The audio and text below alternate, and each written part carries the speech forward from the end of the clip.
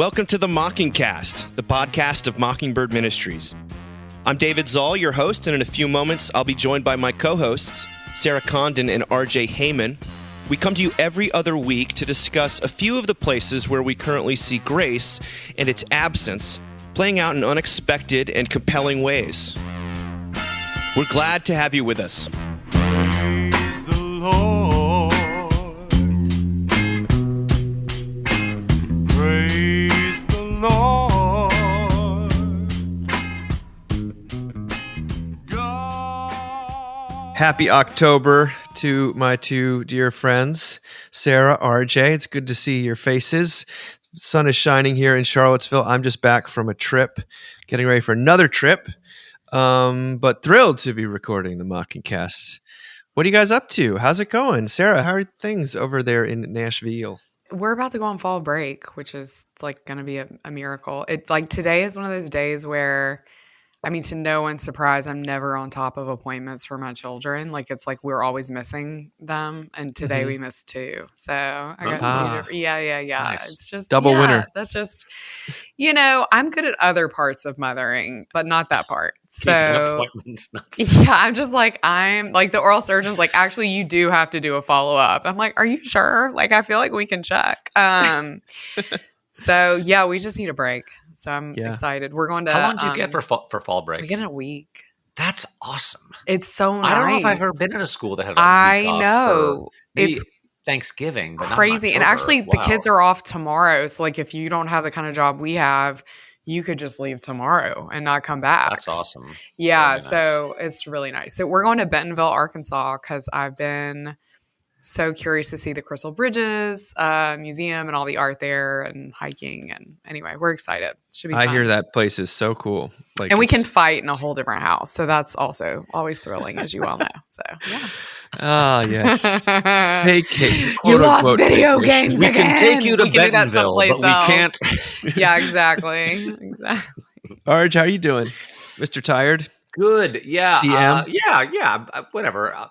Yes, I'm fine. Jamie turned 50 this week, so that's kind of a big deal. I saw that. Happy is a big birthday. deal. I know. And I'm Jamie. like, And I'm she looks like I'm a Gillian few months away. Anderson. Just to Yes, you send very sweet texts, which is funny. Exactly the same text my oldest son sent. Apparently, my wife does look like Gillian Anderson, and Gillian Anderson looks good. Gillian So Anderson is recently had a moment because she looks so good, and I cannot be the only person who saw the picture of your wife and went, "Is that Gillian Anderson?" Yeah, Jackson's girlfriend said the exact same. Like, wait, is that your mom? Yeah, So yeah. they sent us that picture like 2 days Mrs. before. Heyman's holding up all right. Yeah, So, Sarah, thank you for that. That was very good for her ego. The truth is out Listen. there. it's true. Yeah. Yes, the 50th birthday itself was great. The day before, a little less so. There were a lot of emotions coming into I can the imagine. 50th birthday. Yeah. But no, we're doing good. We're chugging along. I love it. Yeah. How about you, Dave? D's.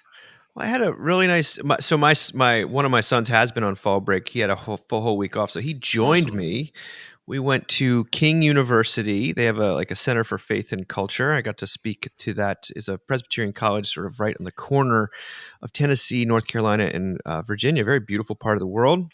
Shout out to those wonderful folks. Really enjoyed being there. Bristol, Tennessee's got one of these amazing record stores, and it's like refurbed old, hotel. It's just kind of a Bristol is we stayed in that old hotel this past summer. It's one of my favorite did? spots. Yeah, Annie and I did. Yeah, I know where you're talking about. It's fun. It's this classic, understated. There's a huge sign that says Bristol, Tennessee, and then it says "a good place to live." That's the slogan of the town. Not a great place to live. Yeah. Not the best place to live. It's a good place. It's a good place to live. Yeah. I like that. And then I went over to Christ School, which is an Episcopal all-boys boarding school in North Carolina, where a dear friend of mine is the head of school. And I got to spend a couple days with them. Their chaplain's also a Mockingcast listener, and so was a bunch of the faculty. I was a little taken aback by that. So that was a really neat thing to see. And, as someone with 3 boys who's invested in this sort of their development is really neat to see what they're doing. And honestly, a little bit cool to see how our work in particular is impacting this community. So That's so cool. then news on the Mockingbird front. We launched a refreshed website this week. It's not redesigned, it's refreshed. It means it looks a lot cleaner, a lot crisper. If folks haven't been to the site for a little while, it's worth checking out, mbird.com. Very happy with that. There's always tweaks though, so if people notice stuff that's wonky, let us know. And we are getting closer and closer to the Charlottesville Mockingbird Conference, which is November 14th and 15th. Sarah's joining me. RJ is not even allowed to come, but I don't want to come. It's filling up. He's married to hot Jillian Anderson. Like, he's Exactly. got to follow I got the things to rules. do. Okay? He's staying put. He's All staying right, put. let's give him a slack. Yeah. So that's we're closing in on about 200 people signed up already. So if you come in, let us know. We'd love for you to be there. It's also free for students who register. So that's a first time ever that's happening, and hopefully we won't take too much of a bath, though it won't be the first time for that either. Let's talk about something. Somehow we're still here. Somehow we're still all here. Administrative odds. Yeah. We do not make money. Industry, which is somehow still accountably still around. Oh boy. That's good stuff. All right. We're going into some fresh territory, you guys. We've never talked about this subject as far as I know, out of my comfort zone, but why not? This is in the Atlantic, which is, I guess, is our comfort zone, but it's written by John Semley, who wrote that people are getting tattoos under anesthesia. People are getting tattoos under anesthesia. A bunch of athletes and celebrities have sort of gotten tattoos in sort of medical procedures almost.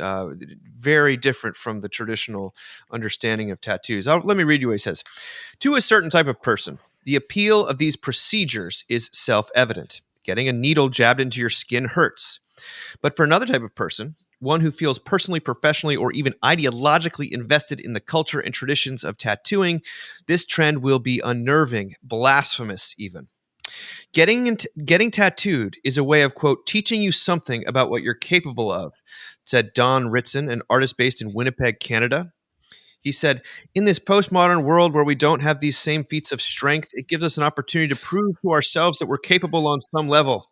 Okay, Gen X. All right, keep Semley going. writes, as someone with a few dozen tattoos, each of which was at least a little painful to receive, I appreciate that argument, but I also balk at the idea that having a doodle dug into your body is a measure of your prowess. I don't think anyone would take a look at my tattoo referencing a joke from the sitcom Frasier and think, wow, what a strong guy. I wonder what feats of strength he's capable of. But he says, for Ritson, who delivered a recent TED Talk called Marked Without Feeling, What Tattooing Loses Under Anesthesia, the experience of pain is a stamp of one's personal resolve, and without it, tattooing risks losing whatever remaining connections it has to various underground subcultures. The anesthetized tattoo is, quote, tied to these athletes or actors, people who have money, but they don't have time, he told me. They kind of want to skip the line a little bit. They want the thing, but they can't actually commit to doing what it takes to get the thing. Semley goes on, tattoo culture has in many ways been normalized and gentrified over the past few decades. Once the province of bikers and sailors and scumbags, tattoos now appear on nearly 1/3 of all Americans. Wow. Modern shops look less like punk bars than pricey hair salons or smartphone showrooms. For Sweet Dave O'Connor, a tattoo artist in Hamilton, Ontario, shout out to Hamilton, we love you guys, who has done a number of my tattoos, writes Semley, the transformation of a parlor into a medical clinic negates its social meaning.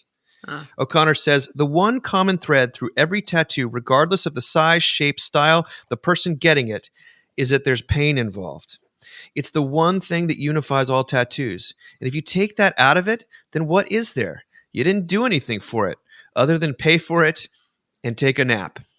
Interesting. I mean, I'm not a tattooed person. I have a lot of time for those who are, but I recognize that there is some pieties and even dogmas that are being contested here in this subculture, and it's interesting to me. I don't know really what to make of it. I think that there is something we always do equate pain with value. Like there's no question about that in all sorts of arenas.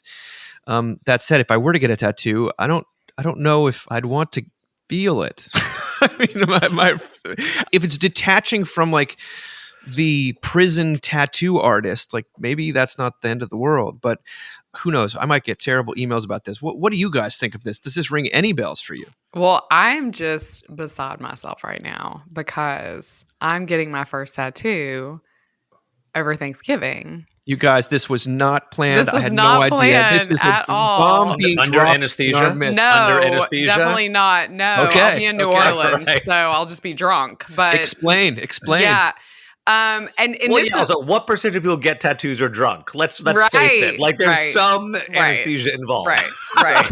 Yeah. Right. Yeah, that is true. I mean, I'm thinking now of the gentleman I dated in college who had a tattoo of an indiscernible flag, but I think was a Confederate flag because under it in very poor cursive was just written the word Dixie. So, yeah, he was definitely drunk when that happened. Yeah, so this just touches on so many things because it's a very like suburban mom tattoo. So I just want to say that from the outset. It's literally a trend that I'm doing. So there is a trend of you go to a tattoo artist and they match the ink to like what freckles look like on your body. And then they make a heart that like could be a freckle on your body. And my sister-in-law and I are both like, we have to have these and we have to have it together. So we are both going to get one. And also as someone who's like had death and loss, blah, blah, blah. It's like a thing that like, I'm like, I've never done this before. Like I'm a lot more like, I've never done this before. So I'm like really excited and I'm getting it on my hand, which feels a little like I'm not hiding it. Like I kind of want to be able to see it. But Wow.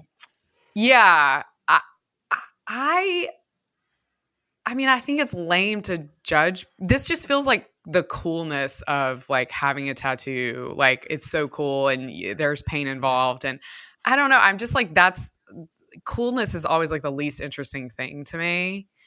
I think about my friends that have tattoos that like I really love. I always will think about Ben Madison's tattoo that he has. You know, they had a beloved daughter through the foster care system that went back to her birth mother, and you know they had her for a long time, and it was a death. It was a loss for them. And he's got, I think it's Ben and his wife, but a beautiful tattoo of 3 ghosts together in a family portrait that they got after they lost Oh my her. gosh. It's just like so moving to me. I just feel like tattoos are at their best, tattoos are art, and like more art is good. But I have to say, I mean, tattoos are just like so funny and fun. And like the number of women in my life, like I've reconnected with a friend from middle school and we were like disconnected for all of like our college young adult years. And I said something like a little funny about a tramp stamp and she just turned around and it was the biggest one I'd ever seen. You know what I mean? Because like I'm from Mississippi. Like it's amazing I don't have one. Like I think most of the girls, you know, from my age bracket got giant tattoos on their lower backs when they were like 17 years old. So Interesting. yeah, I don't know. I just don't think it's like one of those things I'm like, it's not that serious. No, the bonding you're going to do with your sister-in-law, I'd imagine that the pain is part of it. Like you're going to be like, oh my God, that hurt. But it's also this process and this permanent thing that bonds you. That's the more important thing. Yeah. I mean, this all ends up in a coffin. Like you're getting to choose like a really impermanent thing that's going on. I don't know. It's just like not that, it feels like, you know, everything that we think is cool and superior eventually becomes not cool and not superior. RJ, what do you think here? I mean, RJ, do you have a tramp stamp? Does Gillian Anderson have a tramp stamp? Why do you think I always tuck my shirts in? You know, God, I wish he did. Josh said when told him I was gonna get a tattoo, he's like kidding, like he was totally joking. He's like, you know, the only time you should get a tattoo is if it's of my name, and I'm like, wait till our 20th. Wait. It makes me think about all the things in our culture that people think are kind of valuable and worthwhile, but they're maybe only valuable or more valuable if there's pain involved. You know, for example, like having a baby. Mm-hmm. You know, there's a huge debate about like, you know, do you do it natural or do you get an epidural? You know, and somehow if you get an epidural, according to some people, you didn't do it the right way. You didn't have a full experience. You weren't fully there. or yeah, I mean, is there any painless way to run a marathon? I don't No, I know. mean that's part of it. But I'm You are saying that, proving something. but there's no, as far as I know, there's no easy painless way to run a marathon. Right. Maybe there is. Right. But People would losing look down weight- on it, though. They would look down on it if or losing weight. Yeah. Oh, did for you- did- RJ, this is the Right. conversation right now. Is right. What is it worth if you just get a shot and you have to work for it? Or I think about like joining a fraternity, like the hazing rituals that go into like joining any kind of group, especially it's like, the bonding, the camaraderie is so great, but to get there, you got to go through the pain. And if you don't go through the pain, then is it worth?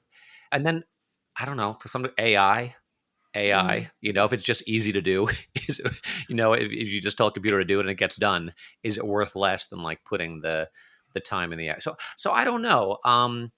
We're here at the Mockingcast, we're big on suffering. We're big on pain. And God working through pain. But I also think it's the natural human inclination to make things as easy as you can, because let's face it, like life is hard enough. Totally. Like life is full of pain. Just because you go under anesthesia to get a tattoo, I don't know. I'm not completely made. It makes me think about all those things. The redemptive quality of pain, suffering, the unifying quality of pain, but also judgment. Just people who did it the right way, judging people who did it the wrong way. Even though they get to the same destination, and that feels not terribly Christian. I'm with Sarah, though. I think that the artistic aspect of tattoos is cool. I personally, I don't trust myself enough. Like I just, I have a hermeneutic of self-suspicion that just does not allow me to ever definitively mark my body in that way. I think I regret so many things about my life that why would I do another thing that I'm going to regret? But the other place my mind goes is this short film that we showed at Mockingbird one time from Wind Rider. It's called Beneath the Ink, and it was about a guy in West Virginia who, after the riots in 2017, the Charlottesville riots, he offered up his shop to people who had like Ku Klux Klan and white supremacist and all sorts of kind of racist tattoos, even Nazi tattoos. He offered for free to kind of tattoo over them or make them into some sort of beautiful design. And what's incredible about that movie is the way that it sort of draws on the New Testament language of sort of being clothed in Christ's righteousness or something like that. That there is something about being marked.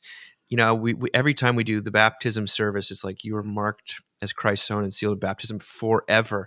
And the fact that he was taking this sort of shameful thing and overriding it with beauty and art, it was tapping into something very deep that me as a tattoo skeptic, I saw something very powerful going on. And that's where my mind goes. As far as like pain and value, yes, there's something that's clearly there, but I also don't think that's a reason to seek pain out when you don't need it. But I say that out of one side of my mouth. The other side of my mouth is a guy who likes doing workouts that are tough and doing it with friends, and that somehow bonds us together in this alchemy. Sure. So anyway, let's move into the next article. This is also from The Atlantic. This is from Arthur Brooks, who's been on quite a tear recently. Wonderful Arthur Brooks, who sent out a newsletter under the heading, "If I work harder, will you love me?" Begins by defining workaholism. We used to talk about workaholism a lot. We don't talk about it as much anymore, but here we go. He defines workaholism as a pathology characterized by continuing to work during discretionary time, thinking about work all the time, and pursuing job tasks well beyond what's required to meet any need. It says compulsive overworking. RJ, this one's for you. The last one was for me. I'm thinking about it.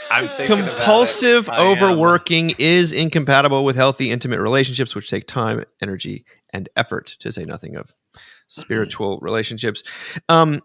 As with other addictions, telling a workaholic they'd be better off not doing the destructive behavior is unhelpful, as those just suggesting, hey, why not work less, will result in the person slapping their forehead and saying, I never thought of that.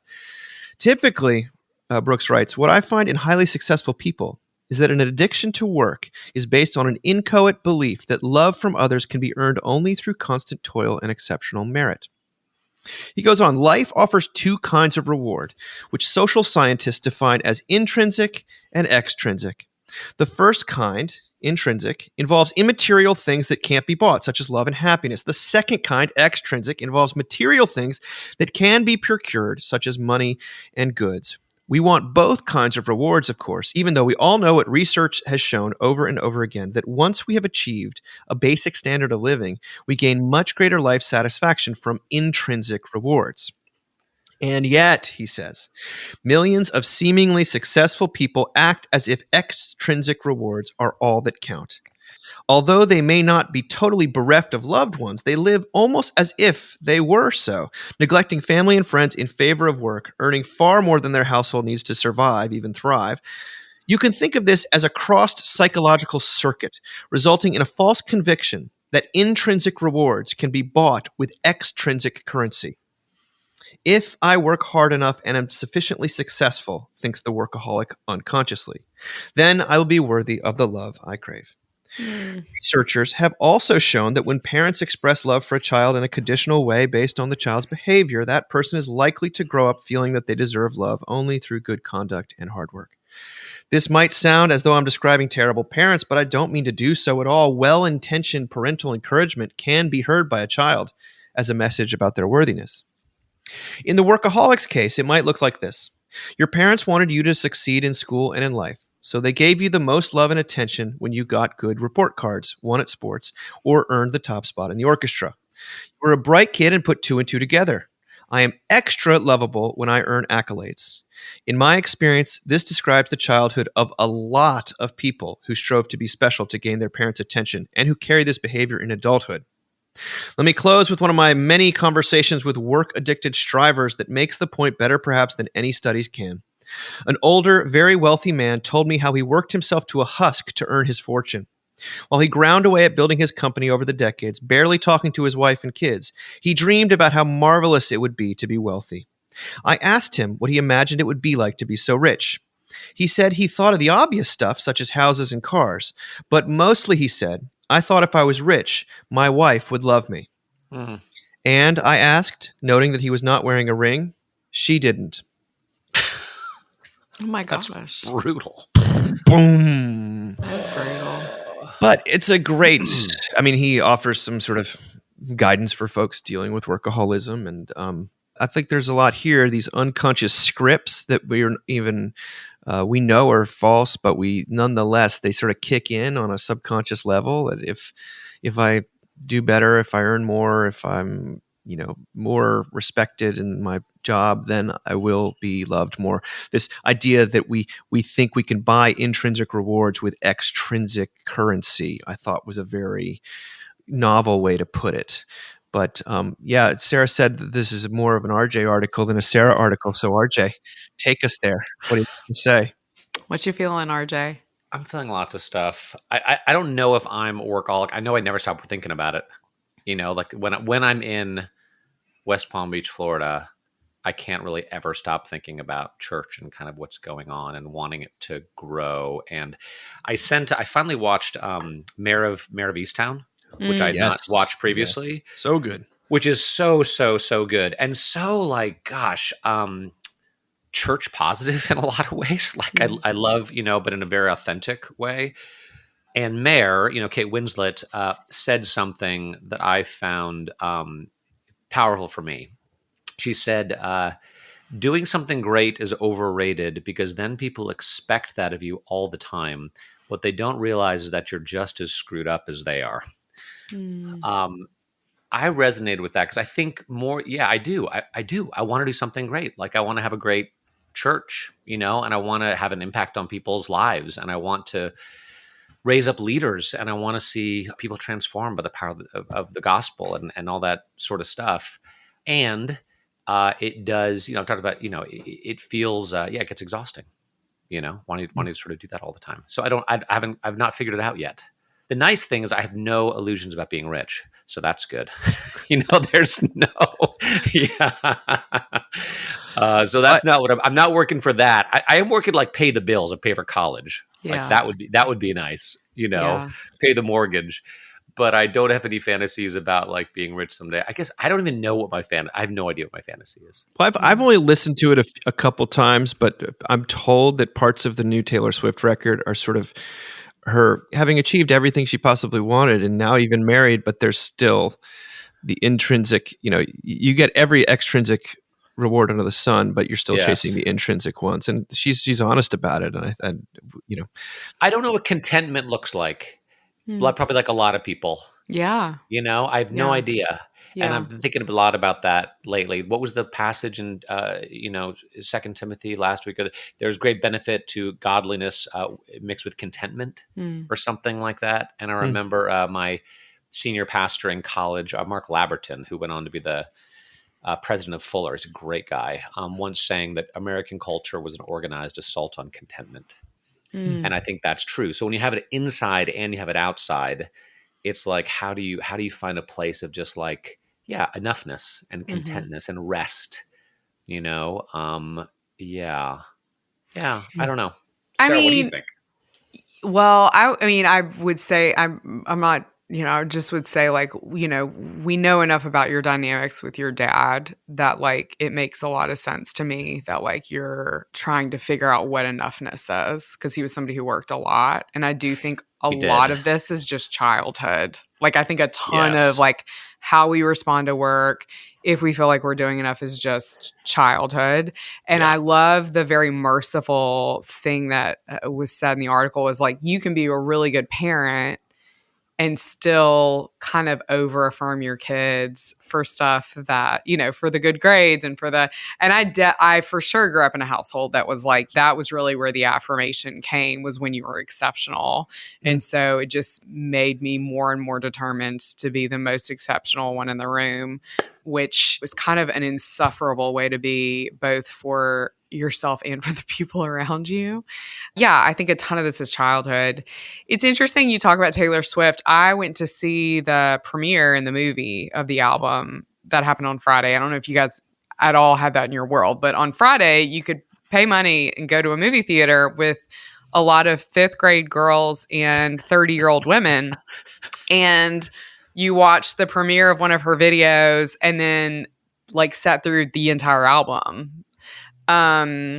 With what going on the screen? Thank you for asking, because that was disappointing. The whole thing was a little disappointing because I'm not really a Taylor Swift person, but my sister-in-law is, and I respect other people's religions. So I was like, we're going to go to this.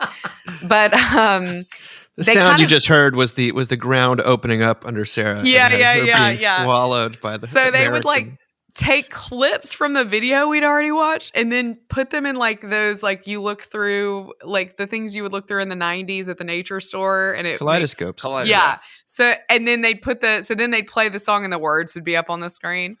It was a long hour and a half, but she has a song called Eldest Daughter that's incredible and made me cry. So I will say, that's definitely related to what we're talking about. But the thing that I was like such a bummer, and I think relates to actually what we're talking about, is one of her songs, she says, essentially, I want to move to a neighborhood with you. I want it to have a driveway and a basketball goal. Like this is in the song. I want to have a lot of kids with you. And I remember it was Friday, but I was sitting there thinking, that's never going to happen for her. Like, it was so sad to me. Like this basically she's just describing like our lives, right? The 3 of us. And like, she's too famous for that. She's not going to move to a neighborhood and like people are out. Like, she can't join the PTA. You know what I mean? Like, that's gone for her already. And that's her dream now. Like, she's made it to and like just being like a basic B word is like her norm. That's her dream, And yeah, there's like sadness to that for me. I had a really like complicated reaction. I was like, oh my gosh, because all these little girls are in the theater with me and all these like mostly single 30-year-old women are in the theater with me. And they're all like, yes, Like it's like it's hitting something in them, right? That's like, that is what I want. This is being validated. That's really beautiful. And also I'm watching this incredible artistic gifted woman sing this song that like won't ever be possible for her. Yeah. So yeah. Interesting. It sounds like actually a kind of a moving experience. Yeah, I mean, just being in a theater with 5th grade girls dancing together and singing the lyrics, and Let's like play. there's like a spiritual thing of like you're just in a room full of little girls. Like it was, that part of it for me was so beautiful. Love that. Just would have loved maybe some more visuals than just essentially showing parts of the same video over and over again. But oh, well, speaking of parts of the same video over and over again, this next article, and fantastic, very interesting article by Freya India. This is from the After Babel Substack that Jonathan Haidt has sort of curates. We've talked about Freya before. Very interesting young voice here. This is called "We Are the Slop." We are the slop. They say my generation is wasting our lives watching mindless entertainment. I believe Freya's in her 20s. But I think things are worse than that. We've been posting about our lives for a long time, but now I notice something else, something more than a compulsion to capture and share moments. I see people turning into TV characters, their memories into episodes, themselves into entertainment. We have become the meaningless content, swiped past and scrolled through. Experiences, relationships, even our own children are cheapened, packaged, churned out for others to consume. For some of us, growing older has become a series of episodes to release. First the proposal, then the wedding, followed by house tours, pregnancy reveals, every milestone and update on and on forever. We exist to entertain each other. I used to tell myself this wasn't true, but I have this horrible feeling now that some couples are having children for views. But the best episodes, of course, are the worst days. Explosive arguments exclusively on YouTube. The scariest night of our lives available now. Stay tuned for the divorce. We always talk about the freedom of alternative media, that ordinary people are finally in control, forgetting that we accidentally cast ourselves as characters, that we are the actors now, that the show must go on. This is the career everyone wants, the one that never ends. Workaholism, you guys. I worry, she writes, about young people imitating influencers, the disappointment they are setting themselves up for. When life gets low ratings, if the new season flops, this is the trade. By inviting strangers to watch, you not only welcome praise and adoration, but critics too, ready to review the show, comment on the character development, poke holes in the plot, follow the franchise. You hand over your hope, your hurt, your life to be consumed, reducing it to reality TV. Your precious memories are my mindless entertainment. Your trauma becomes my background noise. Your life-shattering divorce, my slop. Your children, my characters. Your pain, my distraction. Your feelings, my filler episodes. Your life is what I clean my kitchen to, what I kill time with. And if you fail to entertain me, fine. I will scroll for another life to consume. Huh. She goes on. I fear that some... And it just gets worse. What do we do? She gets a bit more meta here. She says, I fear young people only understand these things, marriage, parenthood, obligations to others, as transactions. We can go through the pain of giving birth and sacrifice of raising children so long as it is captured, recorded, shared, so long as we get likes, comments, praise. Otherwise, why? Doing it for nothing? It's the same feeling as dressing up and not getting a good Instagram pic. It all seems worthless, pointless, unless it is posted. Why have children? Why do anything that cannot be exchanged on the market? We are products, so if we cannot sell, what is the point? We were raised on recognition, a generation sustained by likes and attention and advertising ourselves. And without it, we are nothing. But then she does paint a slightly constructive thing at the end. She says, we should want the opposite. I want I love you said when we are the only two people in the world to witness it. The words intruded by nothing and nobody, so clumsy they can't be captioned or subtitled. I want the pregnancy revealed in the middle of the night, bleary-eyed in the bathroom, holding hands instead of iPhones, looking into each other's eyes instead of a lens. This girl can write. And yeah, I've noticed this. I mean, we've talked about it last couple times. Like the internet seems to be just malforming and deforming all of us in all sorts of ways. But to see your life as some long character arc and your memories as past episodes, and I'm not gonna lie. I know that feeling when she says like, why'd we get dressed up and not take a picture? Like isn't that a huge part of why we're actually doing this, to sort of tell people about it? But is she saying too much? Is she talking about a generation that's not us? Is there something? Is there an opportunity for the gospel? Where does your mind go? I actually relate to this quite a bit. And I think the me that was me 5 years ago relates to this more. I post a lot less than I did 5 years ago because I'd have moments where I was like, am I using my kids for this? This feels weird. Like, is it like, what's going on with me posting about my marriage here? Like, what is this? And I do feel for people that are 10 years younger than me, because I do think it is like a constant kind of thing that they're having to reorient themselves and their lives towards and alongside what's happening on the internet. I don't know. I mean, it feels very, very heavy to me. I don't really have anything redemptive to say. RJ, what do you think? I hope I'm not being horribly sexist. Is this more a female thing than it is a male thing? Do you think? I think it might be to an extent, but I do think there's a lot of like, I mean, if you go online, there's like couples that are together that post, and then they each have their own accounts, and then I just am not part of that world at all. Yeah, I mean, my boys aren't either. My sons, which, they're on Instagram, but they hardly ever post anything. Yeah, and part of that is I feel like because we told them at some point, we're like, look, you're the only Spencer and Jackson Heyman on the face of the planet. Oh, true. If you post something, your life could be over in a moment. So I think we put the fear of God into them. That's good advice. I was looking at Spencer's Instagram account. I think he has like 5 posts ever. Yeah. Ever. And they're all within the last like 3 years, Yeah. So I have a tough time.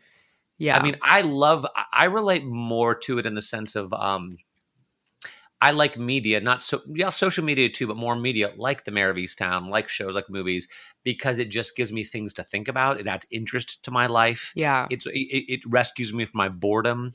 It feels emotionally interesting. I'm more worried that I am sort of like living vicariously through characters in television shows and movies, because I feel like my own life is, I want to live my own life, or I want to escape or something. But I don't necessarily relate to the needing to be someone else's episode. I don't think. It kind of reminds me too of I don't know if this issue has come out, but I know that Jane Grizzle was working on a piece about the flattening of beauty for the magazine. Hasn't come out yet. Yeah. And it reminds me a little bit of that too. Like, there's a certain cadence to the way young women talk now that is definitely of the internet. There's a is it like every sentence sounds like a question? Yes. Every sentence comes up at the end, and I'm like, what is that? What's going on? That is where it's from. Vocal fry. I mean, I think there's like a sameness that we're all right, that everyone's trying to achieve. That's just like so bleak. I mean, really, she feels kind of hopeless in this to me. Like, it is a nice sentiment at the end. Like, I want to say that's such a scary thing though. Like, what world are we in that like saying I love you to each other in a room without a computer or whatever? I sound so old. A typewriter, without something like, capturing it is like novelty. Like, that's crazy to me that feels like a bold idea, and that probably speaks to how old I am. It also, the last thing I'll say, there's been some light research around when people post around their wedding anniversaries. Oh, yes. And like the they couples overdo it. that have, when you've overdone it, like there's real trouble happening. Or God forbid, when they say things like, he's put up with me after all these years, or it's like through thick and thin. It's like, girl, don't be airing through thick and thin on God's internet. You know what I mean? Like, we don't need to imagine who was thick and who was thin. So I don't know. I mean, it does make me think about like how we are not interfacing with our problems, interfacing with our children, our spouses, except through the lens of this audience that doesn't give a shit about us. Yeah. ultimately, which I guess is what she's saying, right?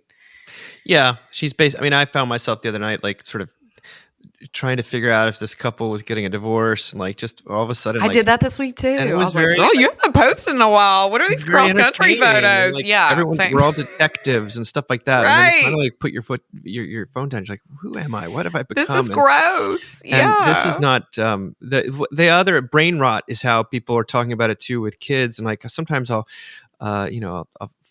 catch my son and he's YouTube is just showing him one ridiculous Yeah. thing after another. Yes. It's like, and they're like, "Oh, Dad, I'm watching reaction videos to a guitar solo." I was like, "Well, that's better than that goes downhill real fast." And I wonder when when does this become a public health concern? That's always my Yeah. because I Well, Denmark just outlawed social media for children younger than 15, apparently, because they were like, it's awful.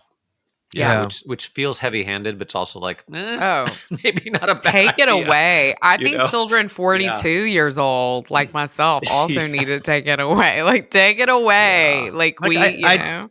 And I took the time. I sent you guys this piece I wrote for Mockingbird about like sort of how does grace work in a time of like line drawing and statement making and all this grandstanding on the internet, and how do we survive? And like I came up with some things that have helped me over the years, but for the most part, I don't know. Like it feels increasingly impossible, and like I can say that like.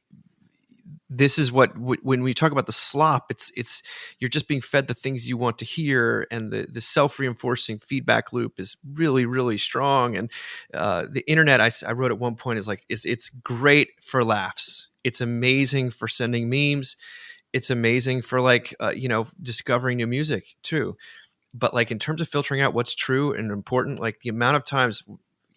I've been told Dave, you have to say this. Mockingbird has got to make a statement on it. Oh, yeah. Only for that subject to be completely negated 48 hours later. Forgotten. Not only Just forgotten, like- but yes, forgotten. That's the most thing. But also like facts to come to light. It's like, oh, we were all on some bandwagon of groupthink and none of it ended up being true. And I'm always like, phew, I'm so glad I didn't say something, not only because I don't trust myself, but I certainly don't trust the internet when it's feeding me something that seems so juicy that if I don't talk about it, I'm somehow have failed a public decency test. So, anyway, I wonder what the future looks like for all this stuff. It was fun to be on very few people can do this, but to be on this campus of boarding school kids, and they have to interact with each other. They live with each other. They the main problem that the administration has these days has everything to do with Snapchat. And I listened as they listed off all these incredible weekend trips that the kids were able to do, and they said it's harder and harder for the kids to get kids to go on these trips because of sometimes you just want to do the brain rot thing.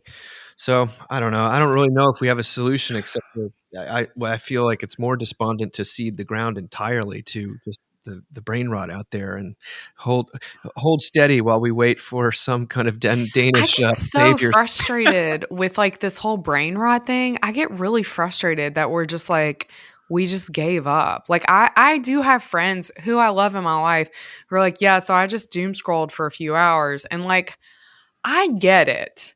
And that happens to me sometimes. And also like, this is all you have. Don't give up that much time. Like, it's just like, oh my God. Like, it's like this, like that we've acquiesced culturally that this is like got to be normal for us is so fucked up.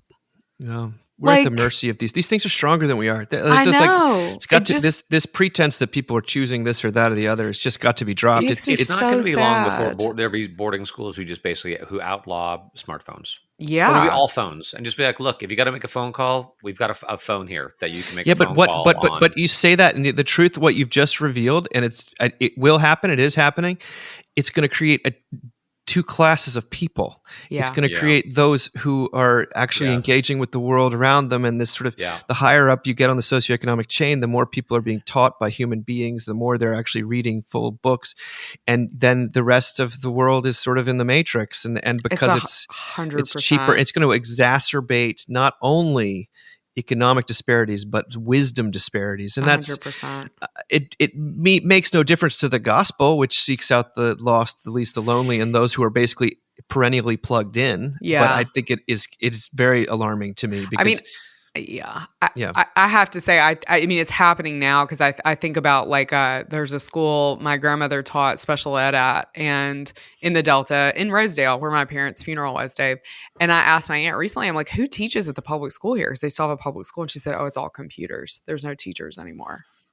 What? Yeah, there's no teachers anore. So you're talking about impoverished kids, already like not at levels, like not even at the 50 percentile, right? And they're like, somebody is pressing play. Like that's how they're being taught. Yeah, I mean, it is true. It is, the divide is going to be so profound. The divide that troubles me even more than that really troubles me, to be honest with you, that troubles me more. However, the decline in reading and just the fact that people just don't read anymore, and going to a university and a boarding school in the same week, what you hear from the faculty are like, it's impossible to get kids to read. We're having to cut our requirements in half. We're having to bait them into doing this sort of thing. But however, as depressing as this gets, it's so sad. You guys, I, in my infinite wisdom or recklessness as the producer of this show, I thought we'd end with a story of people being rescued from the brink. Okay. This is in Christianity Today. It's written by Kazusa Okaya. And it's the title is "The Pastor Who Rescues People from Japan's Suicide Cliff." And what it really is it's a profile of a man named Yoichi Fujiyabu and his tiny Baptist congregation in Japan, which oversees something called the Telephone of Life. This is a congregation in a small town, a resort town called Shirahama along Japan's southern coast. It's known for its sandy beaches and restorative hot springs, but some travel there. In fact, a lot travel there because they want to die. I'm going to read from the article. At a church close to Shirahama Beach, the piercing ring of a phone call slices through the stillness of the night. Moshi Moshi? Yoichi Fujiyabu answers. On the other end, a trembling voice whispers in Japanese, "Please help." Fujiyabu grabs his keys, jumps into his car, and speeds into the night. His destination? Sandenbeki, a majestic cliff overlooking Shirahama's shores. It's also one of Japan's most infamous suicide spots. The headlights cut through the suffocating darkness. There, a lone figure emerges in the beam. Fujiyabu steps out of the car. The ground crunches beneath his feet as he walks towards a shadow before him. The scene is from the 2019 documentary The Pastor and the Cliff of Life, and is one that Fujiyabu reenacts over and over again, often in the wee hours of the night. For nearly 3 decades, Fujiyabu has stood on the front lines of suicide prevention, stopping more than 1,100 people. He records the details of every person he has rescued from taking their lives. As I walked toward the cliff with Fujiyabu, we came across a public phone booth. Most of these booths have vanished across Japan, but the town has kept this one operational so desperate people can call the Shirahama Rescue Network, a nonprofit run by Fujiyabu and his church. Outside the booth, a large sign bears the words, "Telephone of Life," along with a paraphrase of Isaiah 43:4. "You are precious and honored in my sight. I love you." Under it, bold letters plead, "Please call us before you make this important decision." The SRN hotline is the only number listed on the sign. Inside the booth, a cross adorned with flowers hangs above a worn paperback Japanese Bible and a bright green telephone. Over 1,100 people, you guys. Then they talked to Fujiyabu, when he started working at this church, he's actually from the town. There were only 10 people who would regularly attend. But today, that church has more than 50 regular members, including people who have moved to Shirahama from around the world for work. Around 20 of them, though, are people whom SRN has rescued. At first, the church faced numerous conflicts between its old-timers and people rescued from the cliff who tended to struggle with gambling or porn addictions, alcoholism, or mental health challenges. Items in the church would break or go missing. Some believers began saying they did not want to worship with these newcomers. Yet Fujiyabu repeatedly told them that the church is a place for imperfect sinners and they needed to help each other in their weaknesses. He added, "I want my church to be like a zoo. The kingdom of God isn't tidy or polished." These people spend the night at the dormitory, sometimes spend weeks there, and in the evening, each person at the shelter writes a self-reflection in a notebook, which Fujiyabu reads and comments on. In his conversations with the people he has rescued, he focuses on talking about God's forgiveness, grace, and mercy. The key to change, he says, is to understand that God loves them. What an amazing ministry, you guys. I just think that's the most incredible thing. It turns out he gets paid $330 a month. That's the entire salary. And this is Japan. And so this is a guy, they show pictures of him and his wife, and he's smiling and just looks almost angelic, but not full of himself. And this is what he does. He waits for that phone to ring and he rescues people from the cliff. And they say it doesn't always work, and people sometimes reject what's going on, but 1,100 people, I mean, what a testimony, what a witness. Why do this? It's the telephone of life. Anyway, I'll stop talking. Where does your mind go with this, Sarah? I mean, I just feel like that he had to be Baptist. That for sure. As soon as you said Baptist, I was like, they're the only ones. You know what I mean? Like living on the edge in this way. That's so beautiful and faithful, and it makes me think a lot of the quiet work that happens globally that like I think we're so unaware of. I mean, the boys have just gotten back from Kenya, and it makes me think of how like kids just get dropped off there and suddenly like these are our children, these are God's children, and at this orphanage that's that are so beloved. And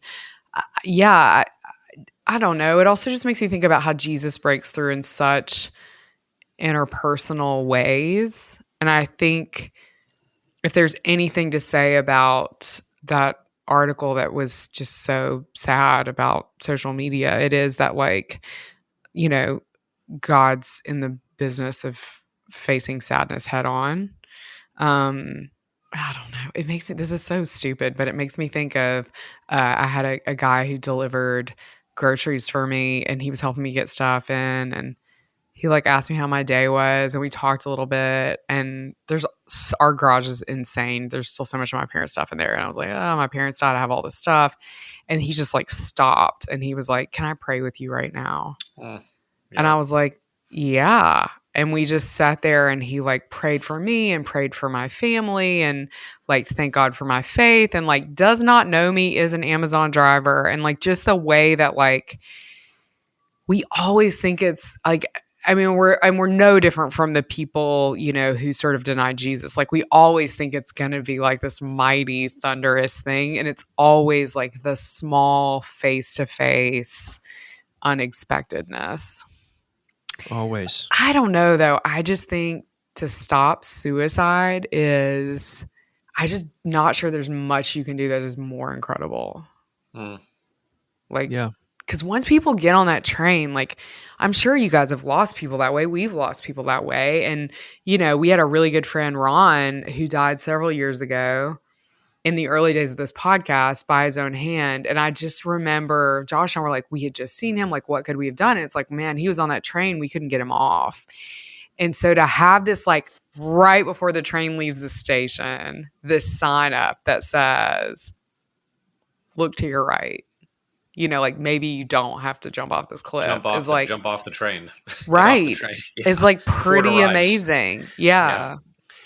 I thought a lot about, and I hope I'm not stealing Jane's thunder, but that phrase, the flattening of beauty, is a really powerful phrase. And I think about the workaholism we've talked about, the addiction to social media, the performanceism, and about how all of that is completely bought into such a flat, depressing, soul-crushing vision of what human life, human beauty, what success looks like. And that is the vision that has led these people to the edge of despair, of just feeling like, I'm never going to be good enough. I'm never going to have enough money. I'm never going to look good enough. I'm never going to have enough followers.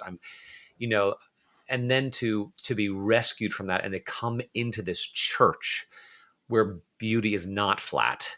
It's complicated and it's messy and it's individual and that's church. That's the beautiful thing about church is it's beautiful, but it's an undefinable or you can't put it in a box. Mm-hmm. It's vivid. It's 3-dimensional. It's not flat.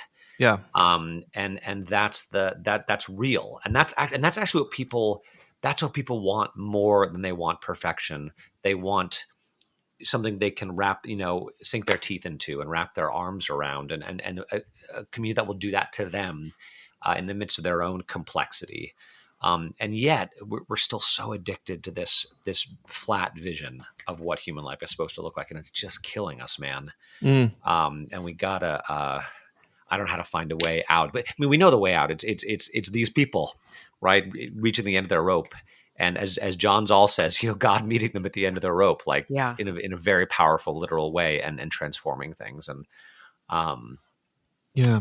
very powerful story. They talk about it quite a bit about how in Japan it's not just feeling like you can't get enough. There's the shame culture is like if you lose your job, you feel there's no way back from that. If you get a divorce or if you fall on your face in some public way, your life is essentially over, and that's what he says you're dealing with. And I was watching this unbelievable show Task, which is currently out right now, and there was a scene where a guy who's kind of really digging his own grave is he's saying there's no going back from this, and the other guy who's sort of represents faith in the show says you can always go home. Actually, you can always go home. And it sounds absurd to the other guy, and I don't know how it's going to play out, so it's risky to talk about, but it's this very beautiful thing. But I'm very cognizant of this one-on-one form of ministry that is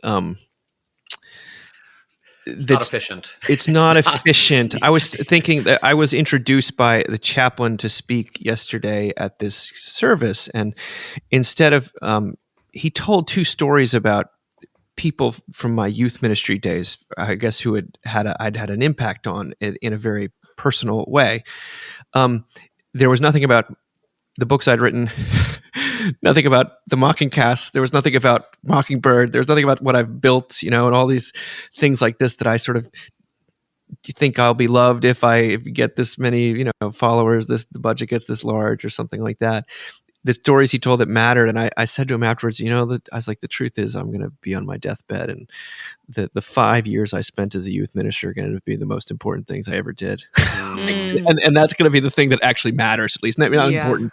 It's the thing that matters. All this Sturm und Drang, all this wind, all this talking for years, like it won't actually have amounted to much compared to being there when the person emerges from the beam of light, and you don't even know if they're in the beam of light. And I'm also, the last thing I'll say, Sarah's got something else to say here, but I do think about the position we are in and the very freighted world of being constantly told we need to make a statement about this or that or the other, some certain kind of line in the sand. And I think, all I would do if I made some kind of the type of statements people are asking for is I would just ensure that there's one less place where folks of different convictions are coming together. And people might not agree, but I feel like I'd be getting in the way of the ability to talk to the person on the cliff. And maybe that's naive, but I'm sort of betting my life on it. I'm not willing to do the other thing where I'd close off that door falsely. That's where my mind went. Sarah, we'd love to hear from you. I have 2 things. So the first thing is Andy Squires spoke at the Guild conference, and I think the footage is from last year, but it's on their Instagram, and it's gorgeous. It's like 2 minutes long. It's so good. I used it for staff, like morning staff stuff this week. But in it, he talks about getting involved in politics, and he's like, get involved in politics, but he's like, don't give your heart away. And I think about that. But the other thing I have to tell y'all is like this miracle weird shit happened last night that is so like RJ, when you talk about beauty and the church and like how bizarre it is. So I went to choir last night and my asthma is really bad, which is why I sound like this. So I couldn't even sing, but I just went and, you know, sort of under the guises of learning my part, but really just because I missed people and wanted to hear the music. And like halfway through, the music director was like, oh, by the way, there's this gospel choir from Norway in town and they want to come sing for us. And so at like 8:45 last night, this massive group of gorgeous blonde young people, you know, who don't really speak English, come in and they sing Kirk Franklin and the Families, Hold Me Now. I will send you guys some video. It's incredible. It's incredible. But like, this is a song that I knew from, I mean, like only in church, right? Like, it's so weird. Like, you're just like, what is this world that you guys... Don't they know they're not supposed to do that? I know that too. Like, I was like, we can't sing gospel music and we're a choir in America. And they're just like, we're on tour. You know what I mean? Like, it was amazing. And they were so gifted. Yeah, it was total freedom.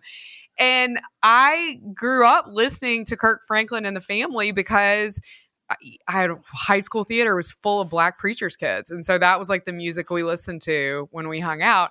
And I was reminded of how, if you guys have not heard this song in a long time, how beautiful the verses are. It reminds me so much of this pastor's work. It's just this person desperate, like, I'm looking over my life and all the mistakes I made, and I'm afraid. Somebody told me you would wash all my sins and cleanse me from the scars that are so deep within. So I'm calling to you if you can hear me. And the end of it, life. I mean, and the end of it is, don't you worry. God is faithful and he cares. And this is like, if you've heard women sing this, I wish I could sing it right now. I can't because my voice, but it's so da da da. It gets real loud.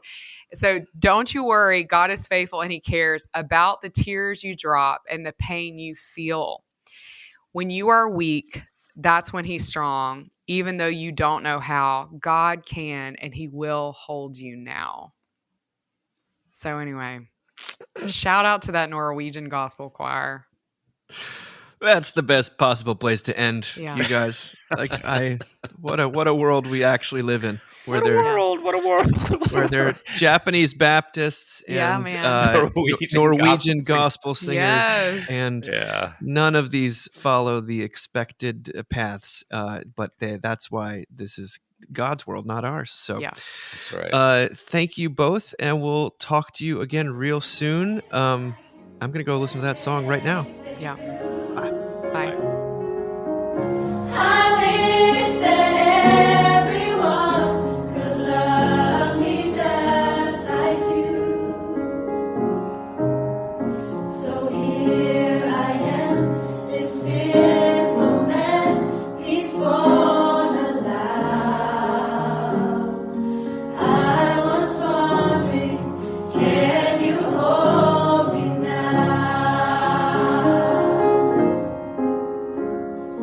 I was wondering, can you hold me now?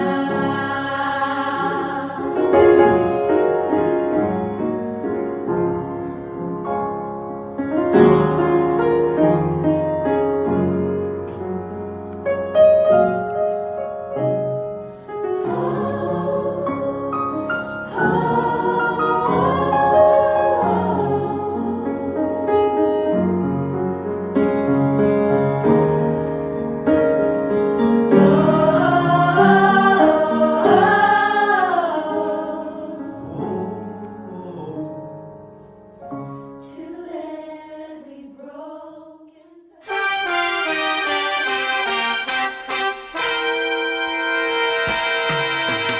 Thank you for listening.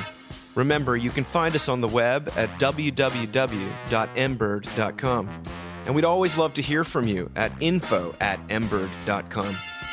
Audio production for the Mockingcast is provided by TJ Hester, And if you like what you've heard, please drop over to iTunes and leave us a rating or review.